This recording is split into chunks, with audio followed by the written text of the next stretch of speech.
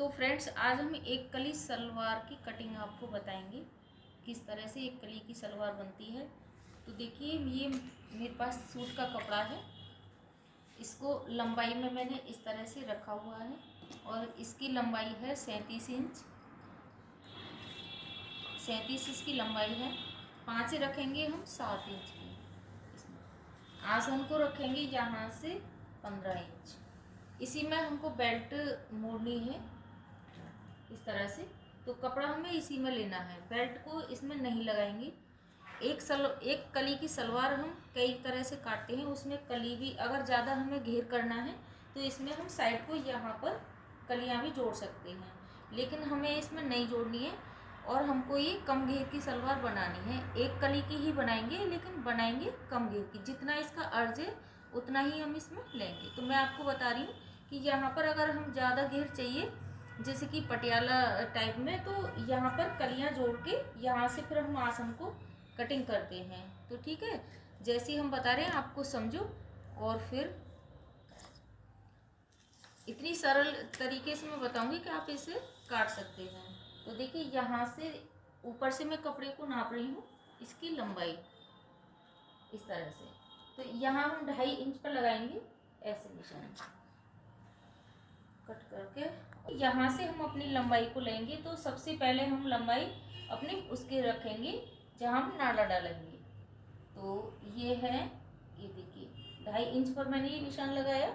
इसमें आधा इंच इस तरह से हम फोल्ड करेंगे, फिर इसको इस तरह से करेंगे ऐसे। तो इसमें आप नाड़ा भी डाल सकते हो और लास्टिक भी डाल सकते हो। तो यहाँ से हम रखेंगे अपनी लंबाई, हमें लंबाई रखनी है।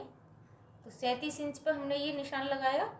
इससे हमें 3 इंच मोहरी के लिए इसी में ऐड करना है। तो हमको ये 40 इंच पर रख लेना है, ठीक है। तो 40 इंच पर हमने ये निशान लगाया। इसके बाद हमें क्या करना है, नीचे से ये 2 निशान हमने लगाए हैं, एक ये वाला एक ये वाला, ठीक है। 37 इंच पर हमने इस तरह से खींच दिया। अब इसको 40 पे से खींच देंगे इस तरह से। ये दोनों निशान हमने खींच दिए। अब यहाँ से हम अपनी मोहरी का निशान लगाएंगे, जितनी हमें मोहरी चाहिए। देखिए 7 इंच की मोहरी है हमारी इस तरह से। तो 7 इंच पर नीचे तक लगाया। फिर इसको हम मार्जिन रखेंगे इसमें। जब 5 बनाएंगे तो हमें मार्जिन चाहिए, तो हम 2.5 इंच का इसमें मार्जिन रख रहे हैं इस तरह से की तरफ। तो आसन हमें चाहिए 15 इंच, आधा इंच सिलाई में जाएगा।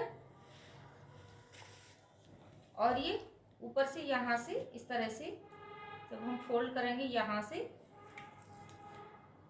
इस तरह से रखेंगे।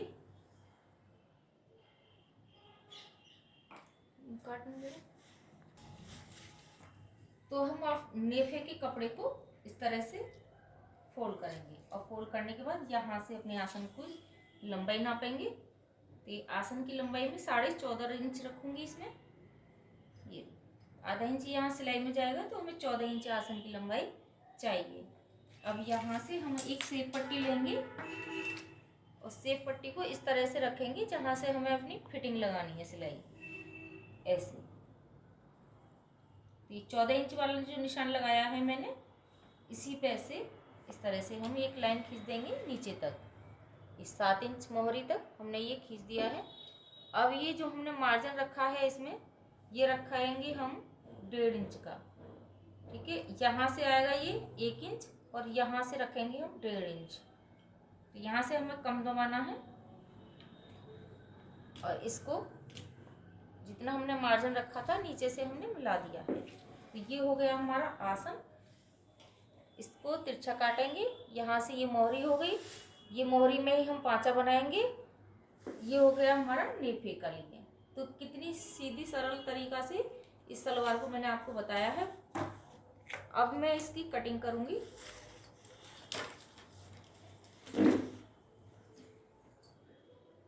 तो यहाँ से इस किनारी को हम निकाल देते हैं, क्योंकि सिलने में ये फिर खिंचता है, इसलिए इसको हम सीधा कर लेंगे।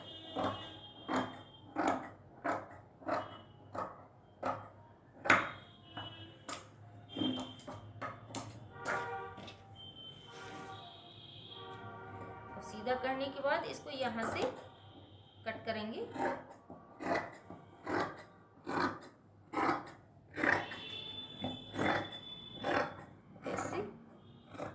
सा तिरछा ले जाएंगे। इस कपड़े को निकाल देते हैं। अब मैं आपको बताऊं, जब हम कली यहाँ पर जोड़ते हैं फालतू आगे को, तो ये जो हमारा कपड़ा बचता है ना, इसी की हम कली बना लेते हैं। इस तरह से ऐसे नीचे को कली बनाएंगे। ये 4 है, देखिए 4 फोल्ड है ये कपड़ा हमारा। इस तरह से कली बन जाती है। यहाँ से हम आसन को बना लेते हैं, फिर इसको इस तरह से कटिंग कर देते हैं।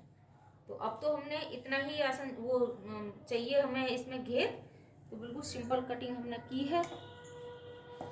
अब इसको नीचे से कटिंग कर देंगे।